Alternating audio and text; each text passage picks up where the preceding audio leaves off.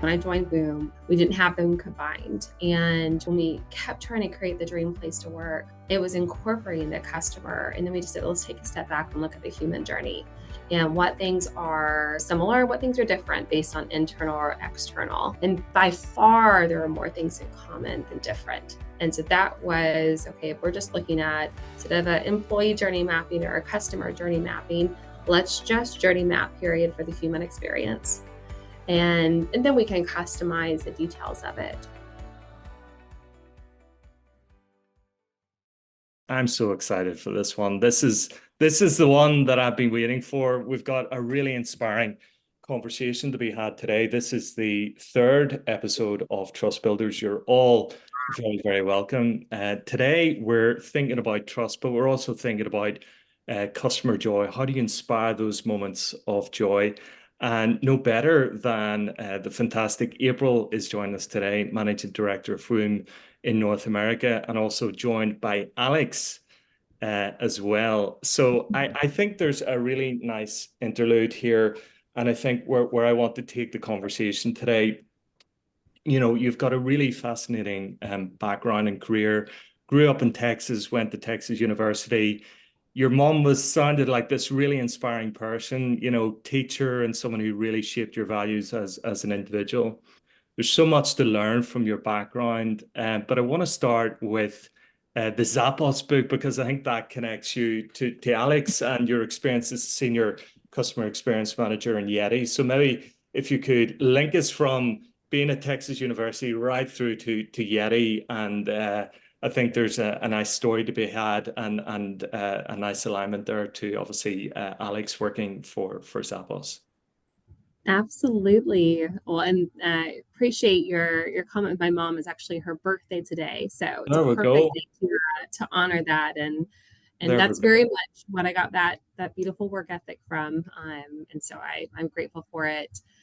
But from my path, it's one of those fun journeys, right? That you never really plan for it, but you look back and you're able to see all those beautiful connection points. And mine started out whenever I went to school. I did a smaller degree that really required a lot of internship work. And because of that, I was able to just get firsthand experience while I was still in school of some different kind of sectors of the corporate world. And my very first one was a small startup that, was able to watch this amazing person see something, a dream, and all the work that was going to go into it, and but still went down that path of entrepreneurship while doing the day job and having this be the side hustle, and then ended up building an incredible wedding event business that was hosting one wedding a month to hosting 4 weddings a weekend. And I was able to be a part of that for 8 years. And so I really got to see not only all the different logistical pieces of putting, the operations, the sales, the marketing, et cetera, together, but I also was in the wedding industry where literally in one day I could be meeting with 3 different brides: the bride that I was hosting and the wedding that I was working that night, the bride that I was wanting the rehearsal for the next day, and the bride that was touring the facility that might have a wedding there the next year. And so from the get-go, it was really being thrown into this environment where I was doing the same job, but serving a wide variety of audiences. And really, there's that beautiful art to it. And it starts with just knowing the person you're trying to serve and not assuming anything, not expecting anything, creating that space to listen, to understand, and then to essentially be able to cater to what that consumer needs. So I was thrown in the deep end right away with that, like I said. And from there, I went on to the product world where I was able to, sell products that I believed in and I loved and I personally used. But again, the customers that we were serving were so wide. And so I just took that same approach. And with Yeti, I was, able to be lucky enough to kind of reach it where it was that startup to scale up again, all the beautiful chaos of it.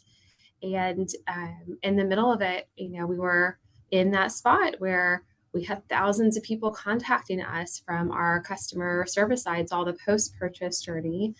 And we really had to put a structure into place that not only allowed us to do that at scale, but it also really kept the magic of what Yeti was. And that was to be able to have authentic relationships and to have roots and have relationships with our customers.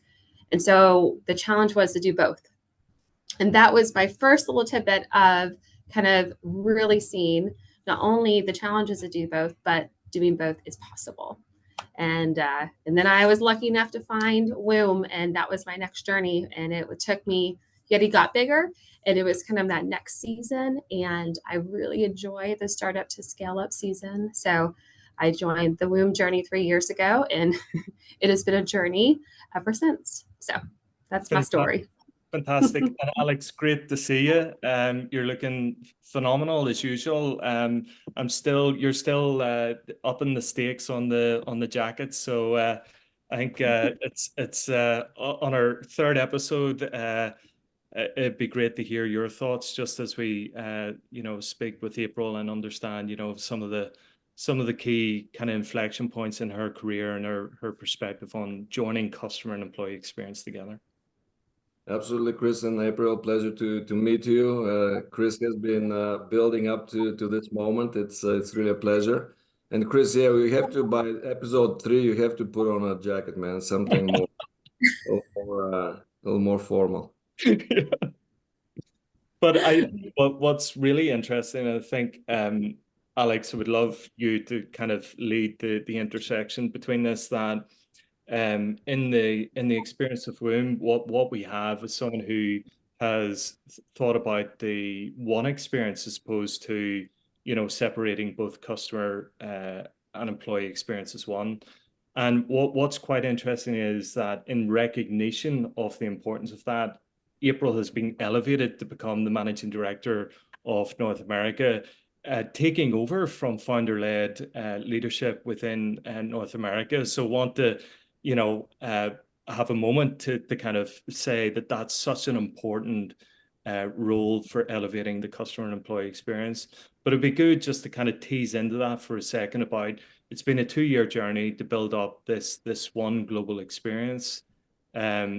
Might be good just to even kind of go back to the mission of Voom and kind of think through that idea of it's not just about bags. It's what Alex talks about.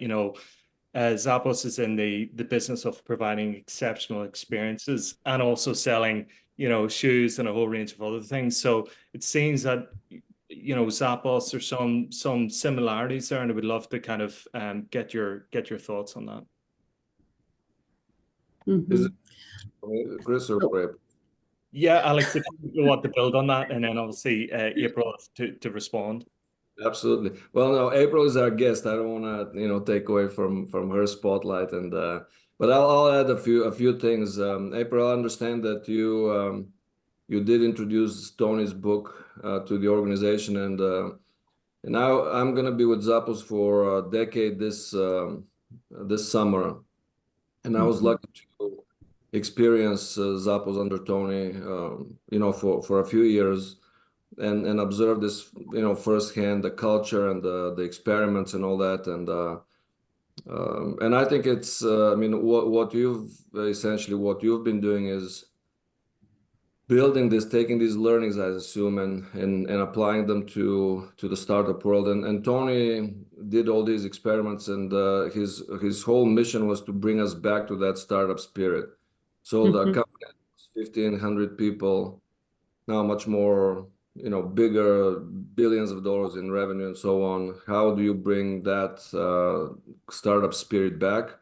So that's where he would do experiments like self-organization, for example. So when I joined as a manager, and then a few months later, there was no org chart and no more managers, and we were self-organizing around the work. And speaking of being chaotic, but these were the things that he did to really challenge the status quo and to make us rethink things.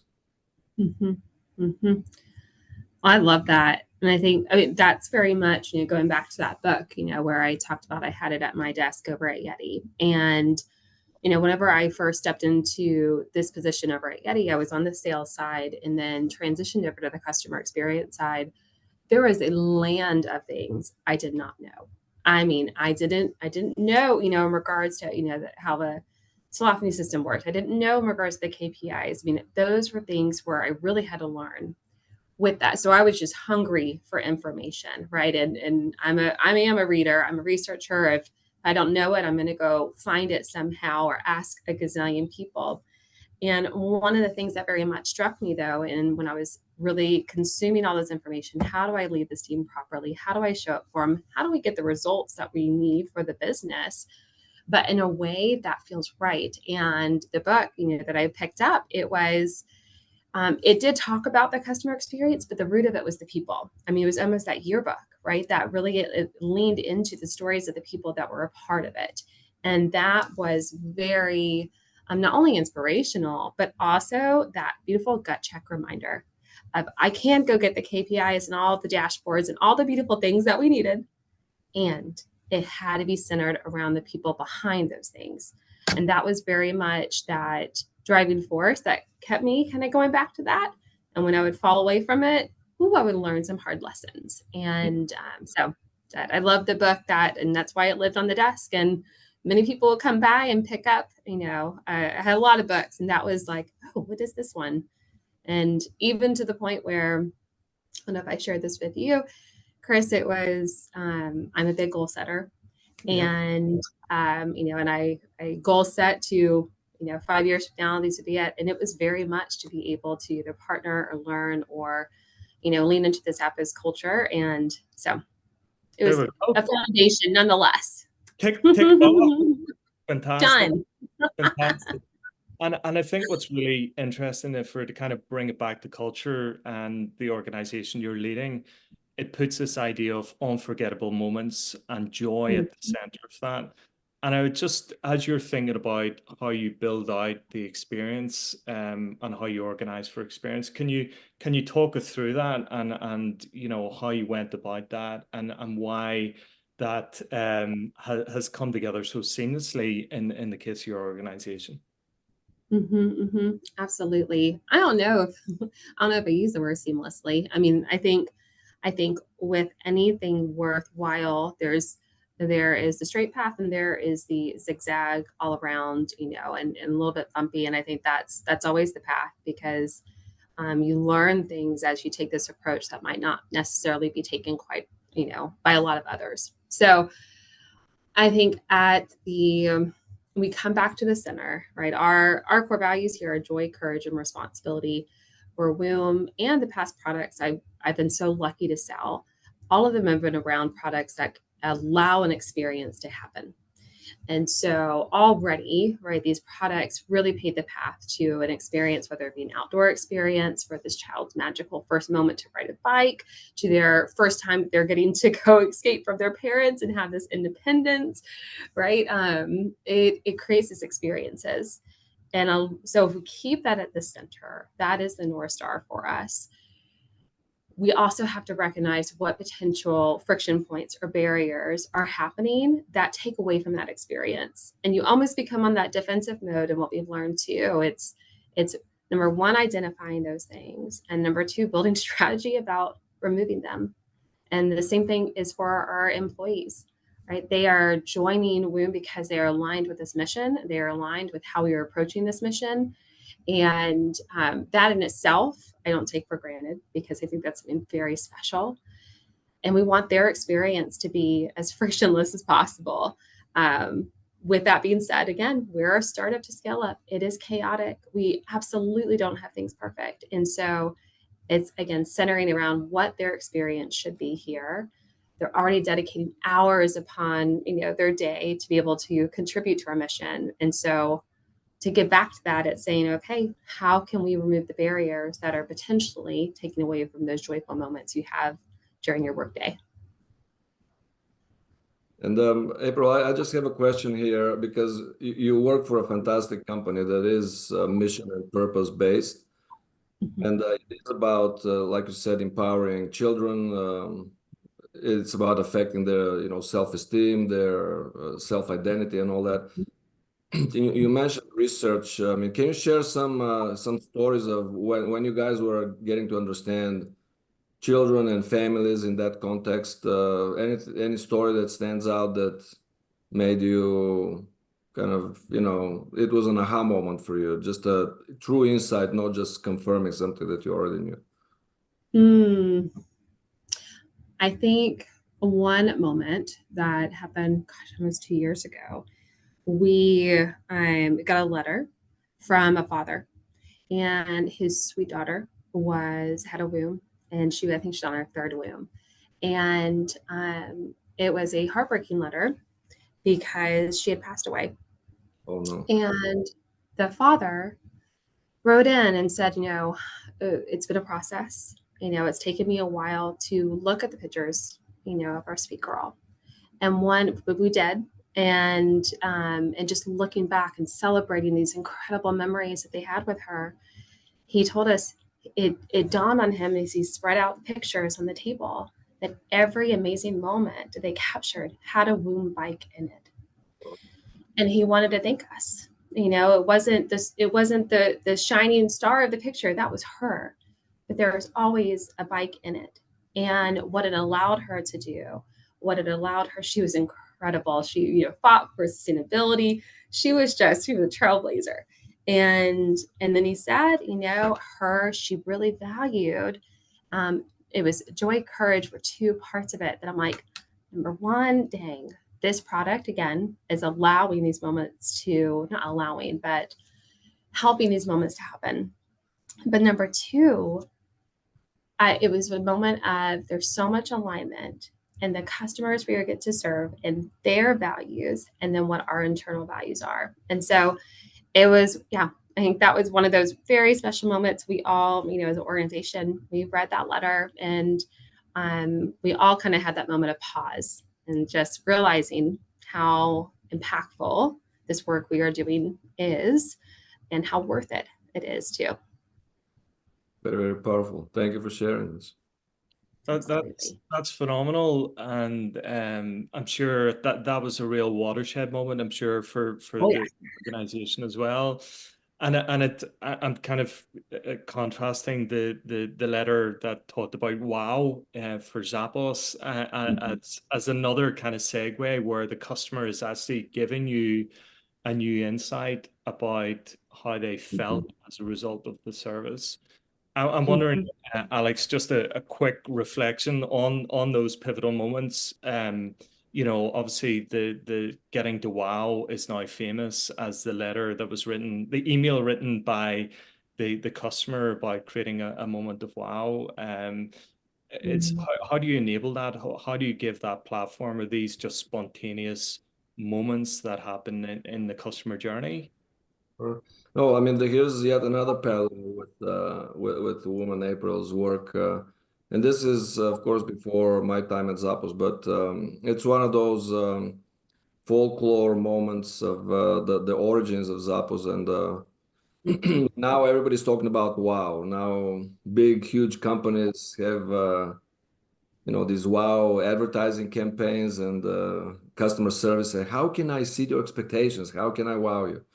But this is 25 years ago when this happened, and so Zappos was just starting selling shoes online for the first time. It was uncharted territory, as really quick, messy startup, I assume.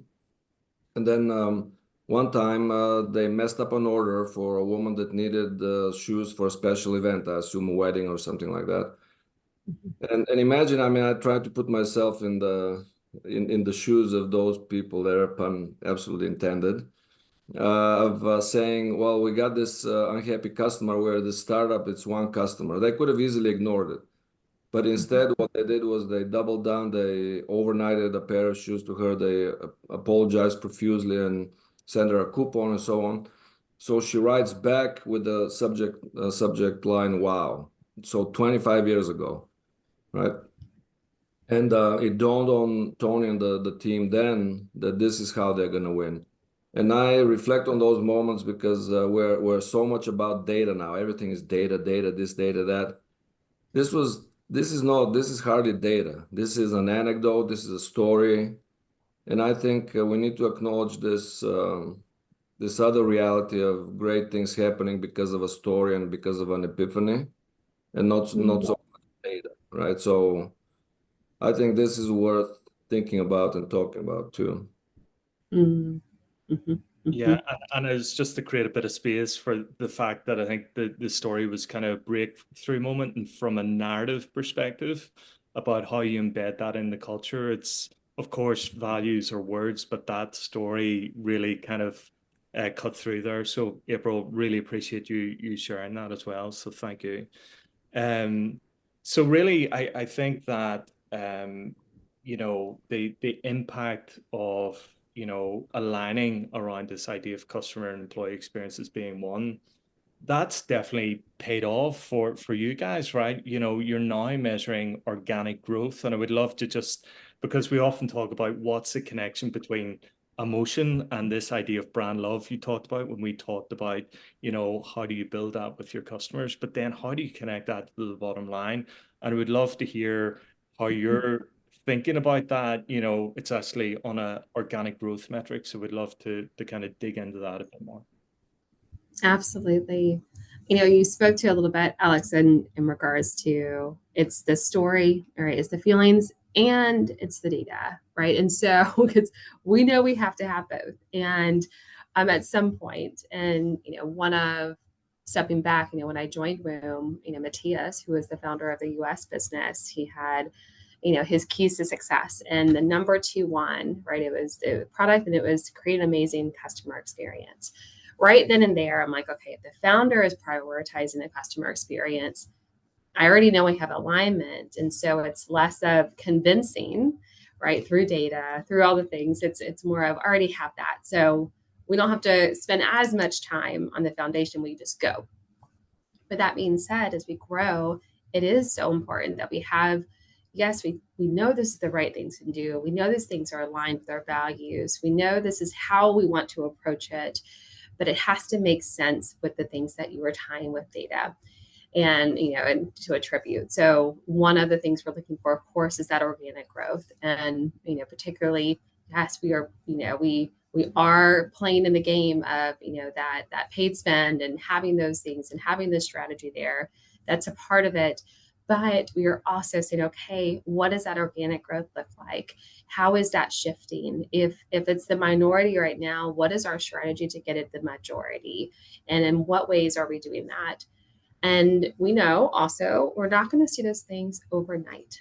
And but yet we don't have 5 years to prove it out. And so it's also looking at, okay, what is our return customer rate? What is that? All the beautiful post-purchase metrics. It's those things in combination, but really letting it understand why our customers are coming to us in the first place, how they find out about us, why are they coming to us, and then how many of them are coming back. And especially for Woom, right, we have beautiful lines that serve kiddos from 18 months old up to 12 to 14. We want you hanging out with us for a while. And we want your little sisters and brothers and all of them to come along well. So we're committing to 10, 12 years of really making sure this partnership holds up for our customers. And I think organic growth and return customer rate are two of those things that will allow us to say, are we doing this well or are we not? And then what do we change if we're not? So. And April, I'll just have a follow-up question on that. So these are great metrics that are behavioral metrics. They tell you what's happening, right? And you mentioned the why. So what are you guys doing to understand, for example, customer sentiment? And so, for example, we at Zappos, we collect a lot of, our voice of the customer program is really robust. So we have over 100,000 comments that our customers come and volunteer every year. And it's a little bit different, right? Shoes and clothes is a more frequent purchase versus bikes. But what are you guys doing to get to more directly to this love or to this sentiment aspect of the behavior? Yeah, I mean, I think it's again, it goes to that both. We do, we have a one of the first things whenever I started, it was how do we set up our voice of customer function? And that's of course where we got to be introduced with the door board and just learning and who in the space is doing it differently. So that was one of the first things. So, setting up that post-purchase survey to be understand, hit those areas, not only of the satisfaction with the product, but what was their experience like, right? And so, and of course, all those we have the opportunity to say, would you like to be reached out to do it as a follow-up? And those things are looked at daily. I also, even though I've gotten to expand in regards to my role, I am in our ticket system daily and to stay connected with our customers. So it's a mix and just, gosh, 2 days ago, we're trying to figure out what things are working well and what things might need improvement on our website. It's doing the beautiful A/B testing. It's understanding all those things, and it's hopping on a Google Meet and talking directly to the customer, which I did. And of course, those things you can say, how scalable is that? How many customers can you really directly talk to? And I'm less concerned about that and just more concerned about that now I can. And so I want to make sure that we are having that one-on-one connection as well as the scalable connections like the surveys. I would also call that organic feedback as well, April. I think you're brave enough to put your email on the newsletter. Yes. Like 100,000 customers, right? So I'm sure your inbox is pinging as we speak in terms of getting direct feedback, which is fantastic. But I Yeah. thought what was quite interesting is this idea of Net Promoter 3.0. And that's where it was kind of getting to the Fred Raquel kind of upgrading this idea of Net Promoter to think about that organic referral Mhm. and see how you measure that. So I think what you're doing is fabulous in terms of using that as your North Star. Um, in terms of you talked about joy killers and how you identify, I suppose, those Mhm. barriers in the experience. Um, and could you talk us through that journey? It seems that there's a lot of craftsmanship in the actual design of the product. The innovation is this ultralight frame, and that's a key innovation. But how do you then bring that throughout the journey? And then how do you identify what you're calling joy killers and how do you remove those barriers? Mhm. I think it's as simple as, how I'm a structure and strategy girl that very much also has to have the feeling next to it. So from that structure strategy, it's that beautiful customer journey or employee journey, right? How they move through it, and then what are the current friction points? And that literally it's just identifying those and whether those friction points are coming directly from our ticketing system in regards to how many people are having to reach out to ask about wheel size, right? All those things, and then some of the post purchase, right? Why are we getting returns? What's going on with this? How can we, make this inconvenient situation disappear? So it's just identifying it, number one, and having a trusted source of data to be able to identify it. So it's not just the case reasons, it's also asking our team, what are you hearing? It's listening to the phone calls. It's again talking directly to the customers. So that's at step one. And then literally we built out sprint planning to attack it. And what are those things? What are the top things that we have to prioritize? What things are going to take maybe can't be solved until our next, iteration of our bike. And even though that's 3 years out, let's go ahead and include it. And then some of the things, just for your example, right? When I sent my email out on our newsletter to those 150,000 people, I had an amazing customer right back right away and say, love your bikes, love your product. This one policy was, put a damper on my experience because as a busy mom of three, I had a call and please consider changing it. And we changed it that day, and so I didn't know it was that big an issue. And so I was also just grateful for that feedback and we acted on it. So Fantastic. And I love that idea of agility, the idea of sprints and design thinking around sprints and all the rest. Maybe just bring in Alex just to kind of build on that notion of, joy killers and thinking of how we evolve the conversation here in terms of journeys and how that creates one experience rather than discrete customer and employee experiences. Absolutely, Chris. So you have a lot packed in there in this question. So just before talking about joy killers, let's reflect on the concept of joy, right? And this is to me that's near and dear to my heart because I'm a psychologist by training, and my work was in emotions, how we perceive them, how they get generated, how we measure them. And in that journey of learning about this and then applying it, more recently, I came across the work of and really the teachings of this great New York restaurateur, Danny Meyer, who talks about hospitality, the idea of hospitality. And he talks about this very important concept of something being your favorite. And I think this is brilliant. Like he has this short YouTube video and he talks about that. He goes, it's not important to measure what's the number one product as ranked by somebody. He goes, I don't care about that because that can be debated and so on. But if you ask somebody, what's your favorite? And I say, this is my favorite. Woom is my favorite. How can you debate that? How you can't say, no, it's not your favorite. So that is related to joy. I think all these moments build up to the fact to say, for somebody to say, this is my favorite. You can, of course, ask, why is it your favorite? Many times people cannot identify that. But this is, it's first identifying that this emotion is important and then really measuring it. And then the joy killers is one thing. It's a bit more tactical, but I think the more strategic thing is to say we're gonna be about the customer, we're gonna be about hospitality, we're gonna be about how customers feel. Prioritize that and then work towards it. Yeah, and I think, the intersection between trust and joy and thinking about, how you build trust with your customers and then, how that becomes more elevated from a more joyful experience as well. I suppose, April, in terms of the culture within Room, and it feeds this idea of servant leadership where there isn't a CX manager. It's actually built into the psyche of each of the employees to kind of think through both customer and employee experience. And we talked about the power of stories, but we also I think it'd be useful to talk about the power of language and that magical word and, because when we talk about delivering experience, we often say, how can we deliver ultra, light bike that is affordable? So how do you get the trade-offs in experience and how do you create that art of possibility in terms of how you build that out for your customer? Mm-hmm.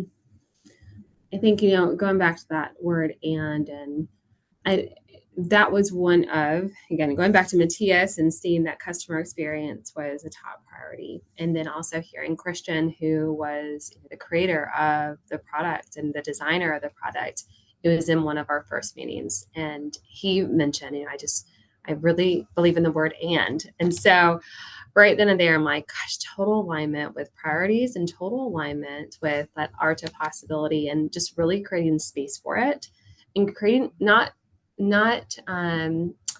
going away from the fact that it's not hard to get it because that's also, I think, a myth, right? Anytime that you are really creating space for the word and pushing up against those norms, it is hard because it is constantly having to go back and not necessarily balancing either. It's understanding in this moment both things are possible to achieve, whether it's a business need and a customer need. What things are weighted heavier in this moment? And so it takes away from the cookie cutterness of it and makes you consider all the context around it. And knowing that you're going to have both things as a part of the decision, but one thing might weigh a little bit more than the other. And I think from those moments where we have just made that commitment, if there's ever that, okay, it really is almost a tie, always go more on this side of the human experience. And it doesn't mean that we have not had to lean into hard things. We have, but what has come out of it the other side when we prioritize that human experience, it's those magic moments, and it's being able to not only see that outcome, but also for everyone involved to hang their hat and say, this was aligned with how we want to do this thing. So hopefully that helps. Love it.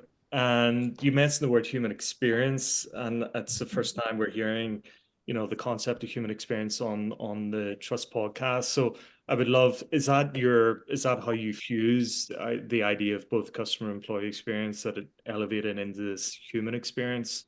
Do you want to add to that? And obviously, Alex, please, as well.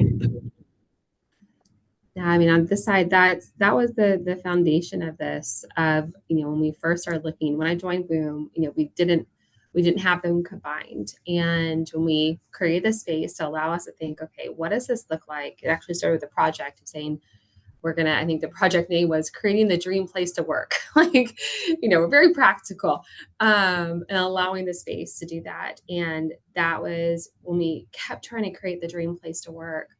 It was incorporating the customer. And then we just said, let's take a step back and look at the human journey and what things are similar, what things are different based on internal or external.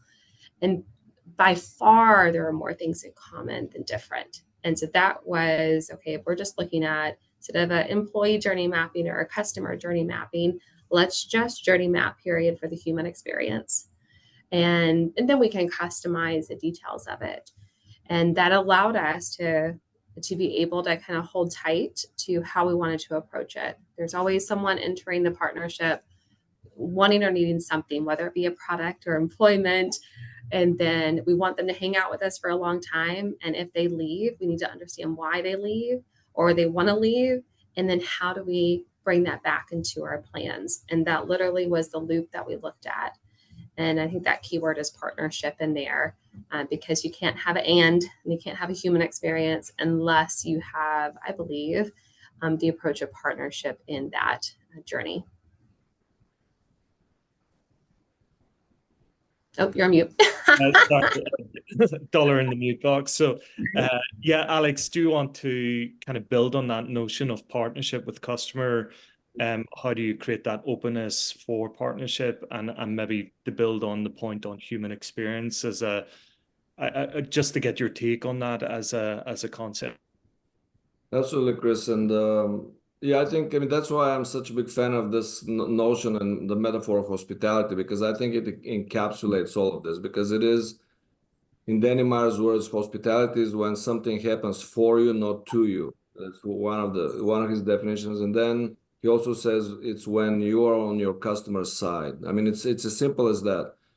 And so that the same applies to employees, right? You cannot have a brutal command and control, backstabbing culture, the Gordon Gekko kind of thing that was so famous, right, in the 80s and so on.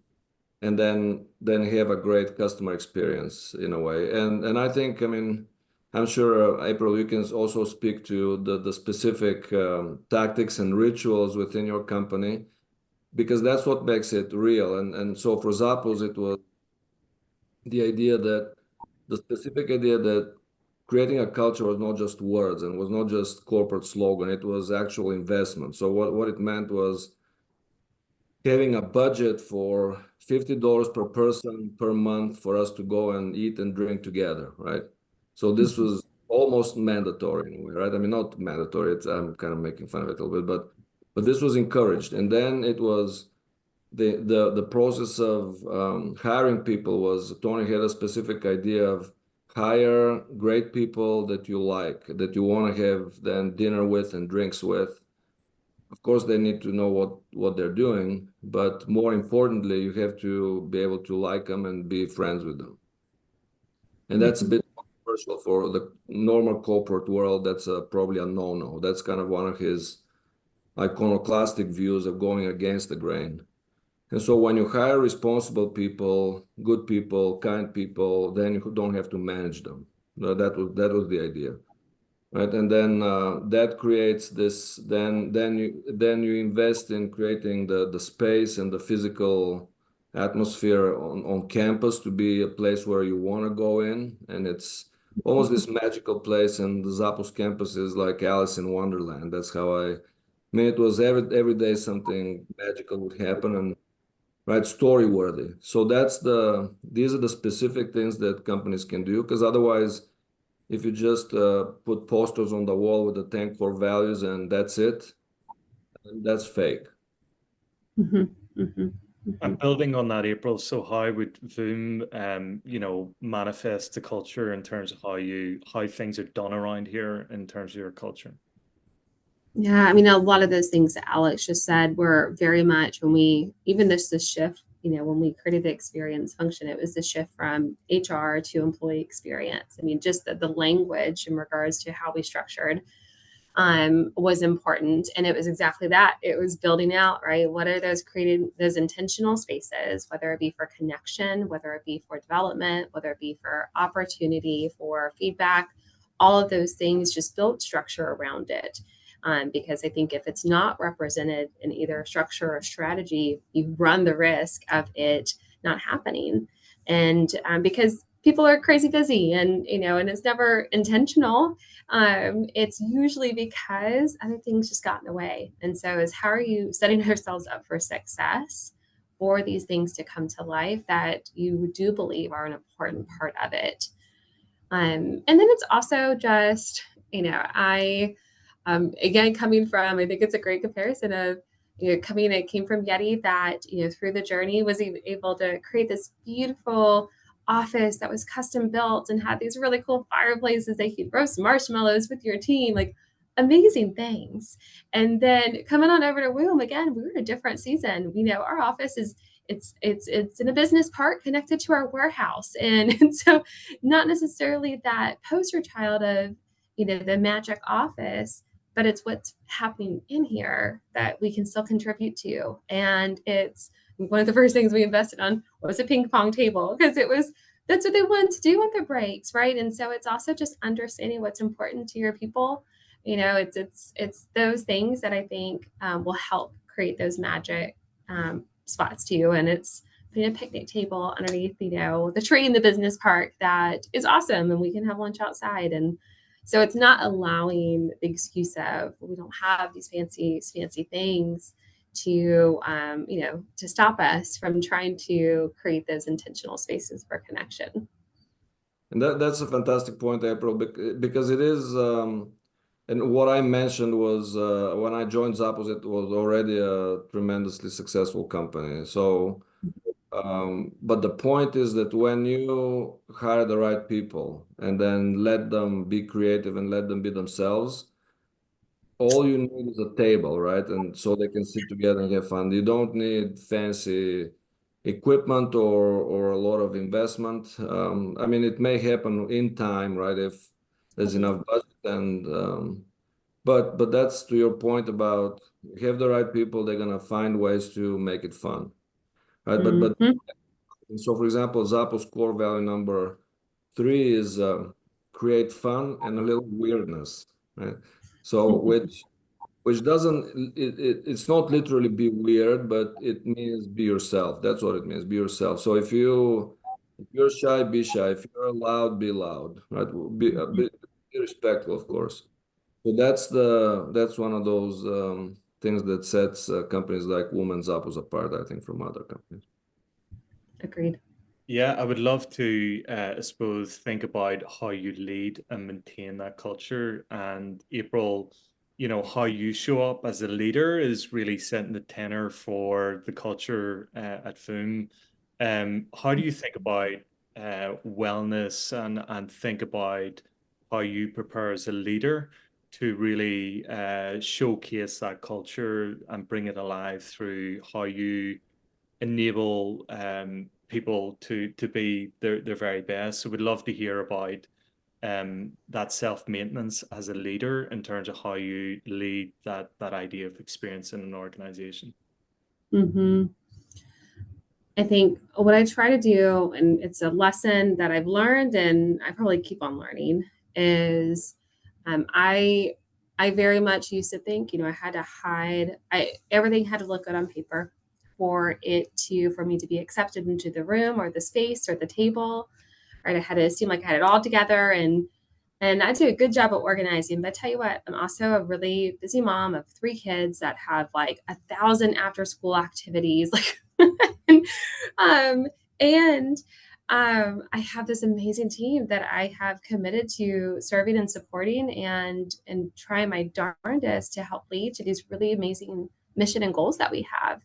And I accepted both.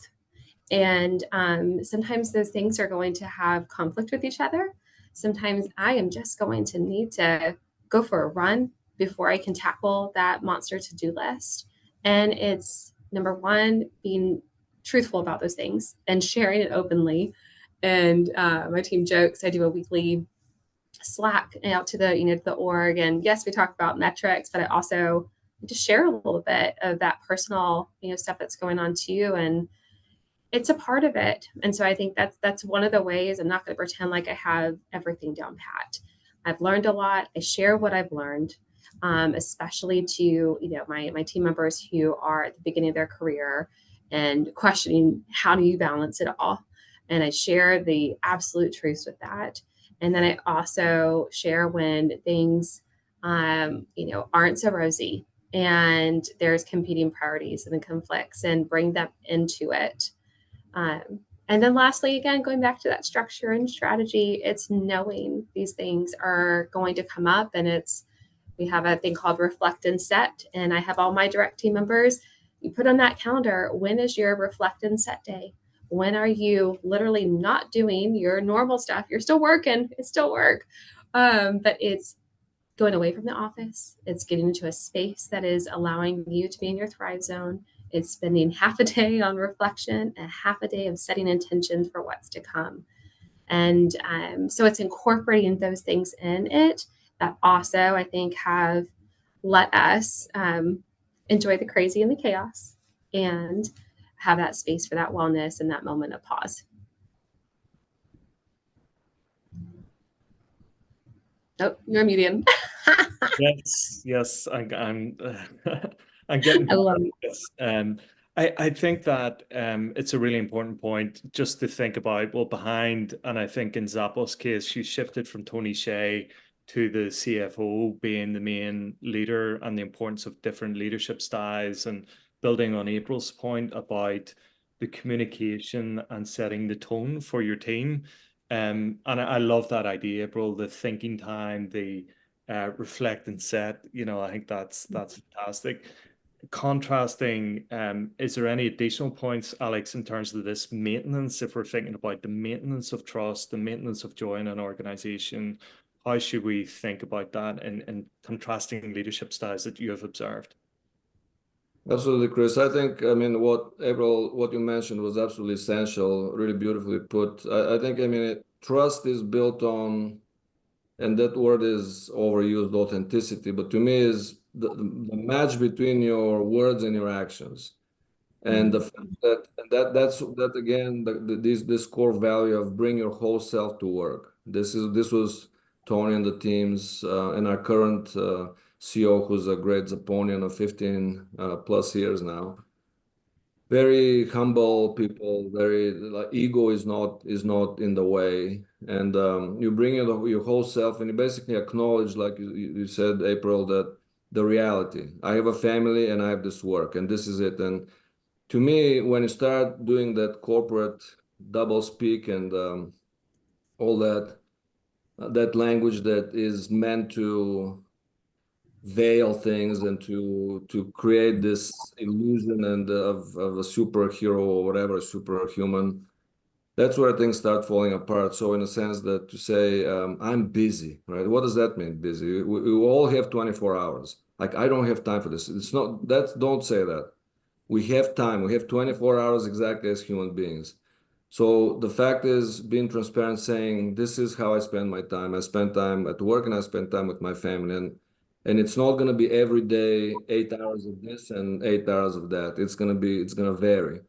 And Tony had this notion of work-life integration, not work-life balance, way before the pandemic, meaning just be yourself, come to work. If you don't have a family, hang out here, be with your friends, because otherwise you're going to be lonely, right? If you have family, go to your family, go back and forth.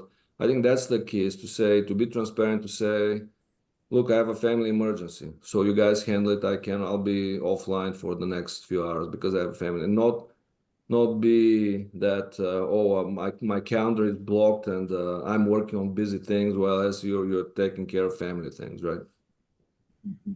Superb. We're in the final moments of the live webinar, the live podcast, sorry.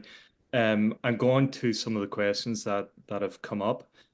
So I'll just do a quick fire round and just get whoever wants to take the question, jump in.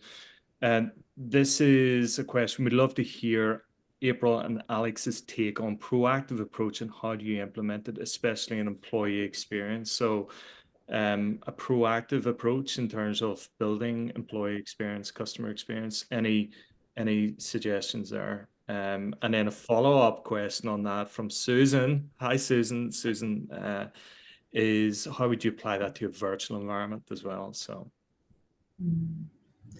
I can maybe speak to a little bit of the proactivity. Like I said, I come from wedding planning. Everything, things are going to happen. And so you plan as much as you can to allow space for those little things to happen.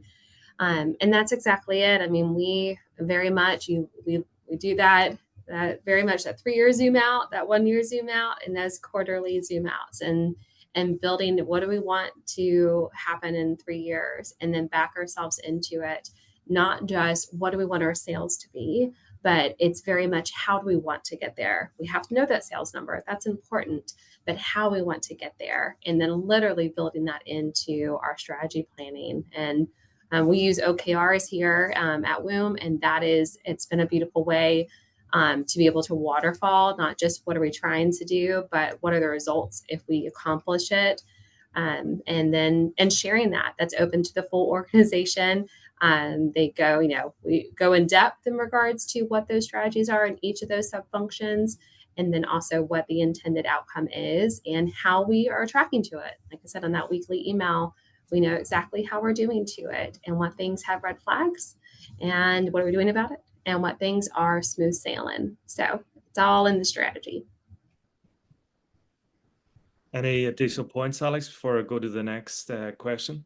Go to the next question, Chris. Yeah, sure. So what does the C-level suite want from CX and EX, and then how can experienced professionals get buy-in to build to those expectations and outcomes? Yeah, hop in maybe, Alex, and then you share what you've seen on your side.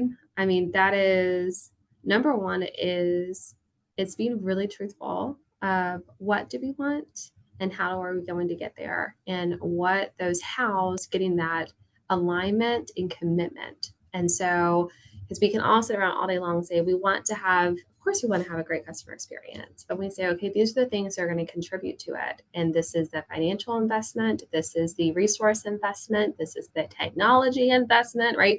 All those things come into play. And also just saying we all want the moon and the sun and the stars, but what are some non-negotiables? And then there's usually a gap. And then how do we build the plan for the gap?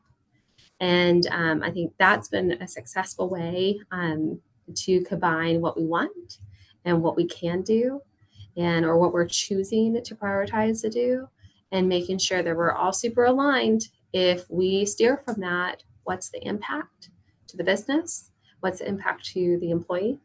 And all committing, we understand the impact. Let's move forward anyways, or we understand the impact and we are choosing to shift.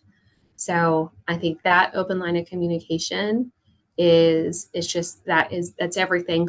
Otherwise, it's not going to be on the table in a very tangible way. Fantastic. And I think that's a wonderful note to end on. April, thank you so much for sharing today, and pass on birthday greetings to your mum as well. And Alex, thank you for making time as well. And this will be shared to everyone after today's session. So really appreciate your time. It's been fun. Thank you, Alex, for all your work you're doing at Cephos, and Chris, you're awesome. Thanks for continuing to trail those